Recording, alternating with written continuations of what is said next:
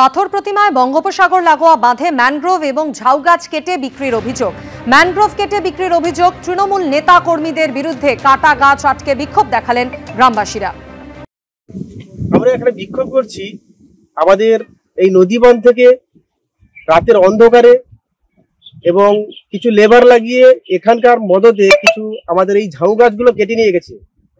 তা এটা কে কাটলো, কেন কাটলো, সেইটা আমরা খুঁজে বার করার চেষ্টা করছি। এই গাছগুলো লাগানো হয়েছিল ফরেস্ট ডিপার্টমেন্ট থেকে, সেখানেও আমরা গেছি, ওনারা কোনো পারমিশন দেয়নি।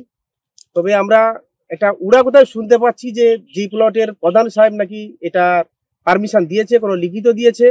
তৎসঙ্গে এখানকার বাসিন্দা, স্থানীয় বাসিন্দা জয়দেব মণ্ডল, উনিও পারমিশন দিয়েছেন, এবং দক্ষিণ সুরেন্দ্রগঞ্জের একজন বাসিন্দা সুখদেব ভূঁইয়া, ওনার নাম, উনিও পারমিশন দিয়েছেন। এটা আমরা গোপন সূত্রে জানতে পেরেছি।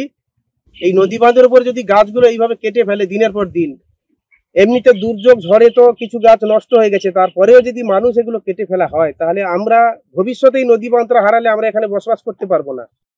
2 দিন হলো অসাধুভাবে গোপনীয়তার সঙ্গে গাছগুলো কেটে নিয়ে গেছে, প্রায় 230 খানারও বাইরে।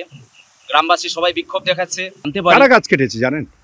2 জনে জানতে পেরেছি। পঞ্চানন মণ্ডল, উনি হচ্ছে গাছগুলো কন্ট্রাক্ট নিয়ে কেটে নিয়েছে।